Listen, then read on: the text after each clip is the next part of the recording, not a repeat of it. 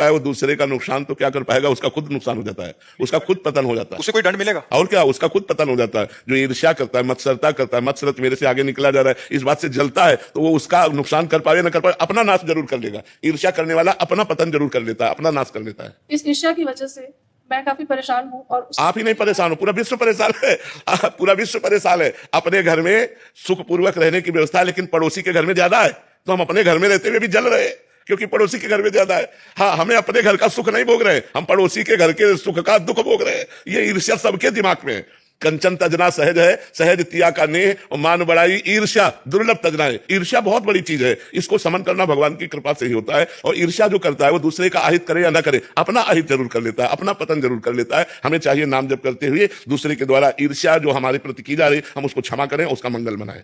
लाल बाबू शाह जी, श्री हरिवंश महाराज जी। महाराज जी, आप कह रहे हैं कि आपके गांव में श्री जी कृपा से सार्वजनिक मंदिर बनवा रहे हैं मिलके, तो महाराज जी उसमें महादेव जी के मंदिर, पार्वती जी के मंदिर, भैरव जी के मंदिर, राधा कृष्ण जी के मंदिर हैं। इसके लिए महाराज जी थोड़ा सा मार्गदर्शन चाहिए था कि कोई गलती ना हो जाए, तो हम किस बातों का ध्यान रखें, उनकी सेवा बाद में कैसे? हाँ, बस सबसे बड़ी समस्या यह है कि मंदिर बनवाना सहज है, लेकिन मंदिर के देवता की बराबर पूजा होती रहे ऐसी व्यवस्था करना कठिन है।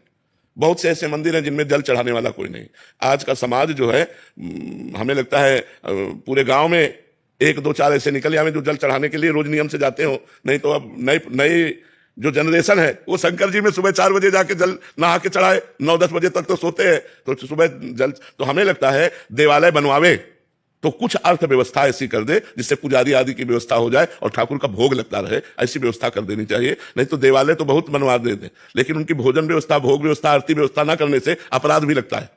मानो मंदिर है, अब जले नहीं चढ़ रहा, भोगे नहीं लग रहा, मंदिर हमने बनवा दिया तो अपराध बन रहा है ना। प्राण प्रतिष्ठा हुई, देवता विराजमान है, भगवान विराजमान है। विजय जी, श्री हरिवंश महाराज जी। महाराज जी, ऑफिस के काम का चिंतन होने से प्रभु का पूर्ण रूप से चिंतन या निरंतर भजन नहीं हो पाता, कहीं ना कहीं ये चिंतन भी बना रहता है कि बच्चों को भगवत प्राप्ति हो। महाराज जी, कैसे मैं इन दोनों बातों को मिटाकर श्यामा शाम देखो, सब शास्त्रों से सम्मानित और सब ऋषि मुनि और संत महात्माओं से प्रतिपादित हम आपको बात बताते हैं।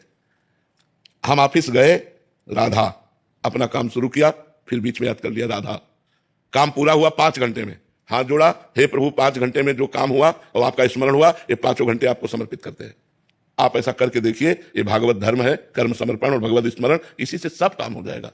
कोई गृहस्थी में किसानी करता है, कोई व्यापार करता है, कोई ऑफिस जाता है, अपनी अपनी ड्यूटी दे रहे और सबको देना चाहिए। देखो, अर्जुन जी कह रहे मैं संन्यास लेकर के भिक्षा मांग करके भजन करूंगा, युद्ध नहीं करूंगा, और भगवान कह रहे युद्ध करो।